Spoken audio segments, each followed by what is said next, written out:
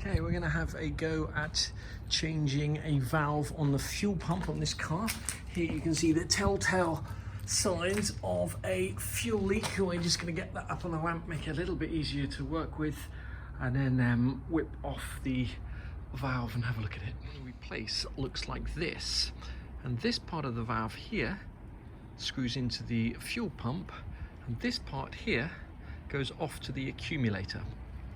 Now you can either buy this valve as a kit, and it comes with 3 seal washers or copper crush washers, or you can just buy the washers separately. Right, as a kit, this is the part number here. This one actually came from Mercedes and cost about £27, but you could get onto eBay and buy that for about half the price. If you do go ahead and buy the kit, it's really important to realise that 2 of the washers in that kit are the same and 1 is different, and the 2 that are the same go on the fuel hose, and the one that's different goes on this end here that screws into the fuel pump. 2 washers, slightly different size, but these are called crush washers, and they're basically like 2 bread bits of a hamburger. When you squeeze them together, and they're one-time use washers, whereas the copper ring that goes on there is called a seal ring, and that's just a solid copper washer. Need to or want to replace the washers, the 2 crush washers, this is the part number here, 007 603 0121 110. They cost 85p each from Mercedes. The seal rings, which is the solid copper washers, 007 603 12405. Now unfortunately you can only buy those in bags of 5, so that is going to cost you £5 plus VAT. You get copper washers in Halfords. A kit of them will cost you about £8.50, and you could possibly use one of the copper washers from a kit of them for that end part of the valve. But don't be using those in place of the crush washers. Worth mentioning is that if you've got an older SL, this is from a 1976 280 SL, this is the fuel pump, the valve that screws in there is actually slightly different. This is the valve here, and it's got a different thread size. Only is it a different thread size at the bottom there, so that wouldn't fit in an older fuel pump. But you'll notice that the actual position of these threads is slightly different, which means that the nut screws down much further on the old style than on here. Now before you start this job, it's advisable to disconnect the battery just so you don't run any danger at all or chance of getting an electrical spark here, because you're going to have petrol coming out of here when you change these fittings. You shouldn't have any power going to here when the ignition isn't on, but it's good practice just to disconnect the battery. So to get to these bolts, you can either take this off entirely, or you can just take one of the screws out here, and that should give you enough room. And you'll probably need to take that cap there off, which on this car is the positive terminal. The problem we have with this car is that the fuel is leaking from here when the pump is on. So the first thing we're going to do is we're going to undo this bolt here, and when you undo it, it's a 17mm spanner. You need to hold that nut in there, not this, but that nut there. You don't want the fuel pump to twist when you're undoing it. Hold that and that, and you're going to get petrol dripping out. Now it's not going to be dripping out from the tank, it's going to be dripping out from the fuel filter up here and possibly down this line. So we're just going to do that first and let that petrol drip out. We have got a bucket underneath to catch the petrol. Incidentally, if you undo this nut here without holding that nut, if you, for example, hold on to this fitting here, there's a good chance that you'll actually start unscrewing that fitting there, and you'll get petrol coming out of there, and then you'll be committed. But so we're going to hold on to that nut and undo that end nut, cap nut first. It's probably a really obvious thing to say, but don't ever be tightening these nuts up like this with the engine running. So for example, if you'd done this job and you still had a fuel leak and you think, oh, I'll just tweak that a little bit tighter with the engine still running, what will happen is you will touch a spanner against that terminal there and against this, which is basically the earth, and you will end up at very best blowing up your fuel pump relay, which will probably cost you over £100, and at worst creating a spark that will ignite any fuel. So don't be tempted to do that.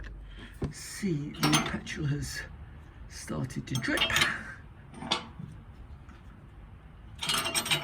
nut that came off the car, and I've tightened that up by hand as far as it will go on this fitting, but as you can see there's still a millimetre or so gap. Is the end nut or cap nut off the 1976 SL, which I actually replaced that end nut with Mercedes, and as you can see there's no gap.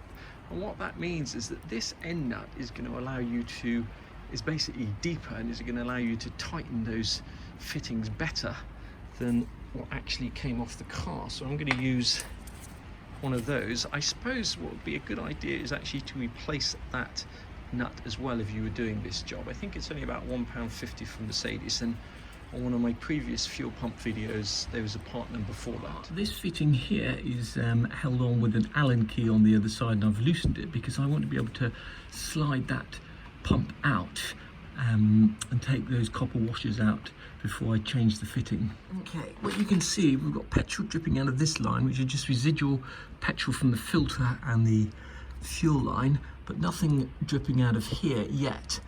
When I take that fitting out, you're going to get petrol basically pouring out of the fuel tank.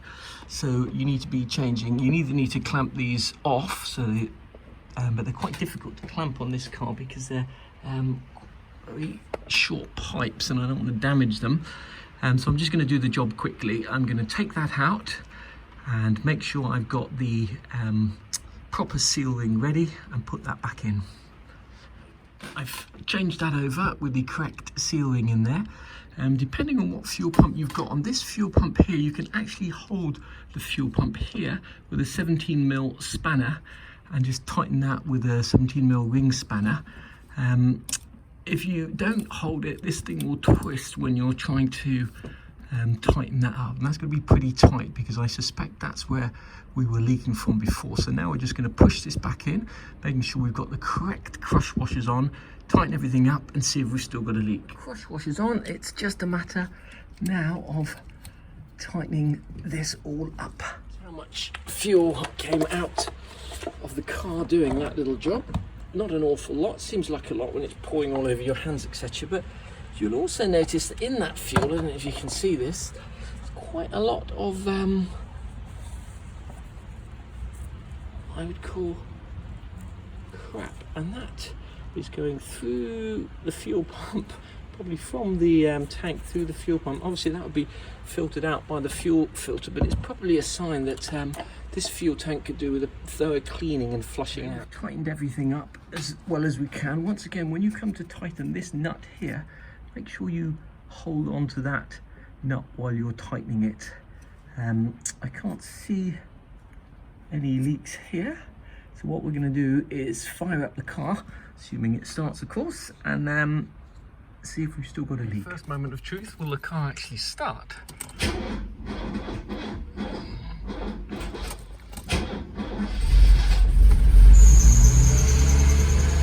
Okay, this car's been standing quite a while.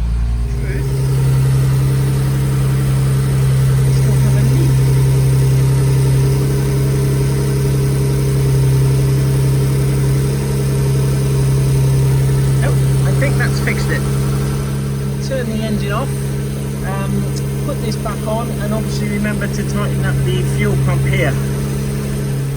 Tighten that up, don't forget to put any screws back in or put the plastic casing back on.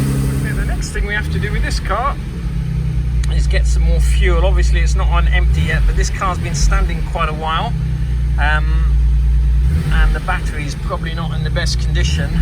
One of the subscribers also pointed out that when the car is idling, that fuel economy gauge there should be on 0.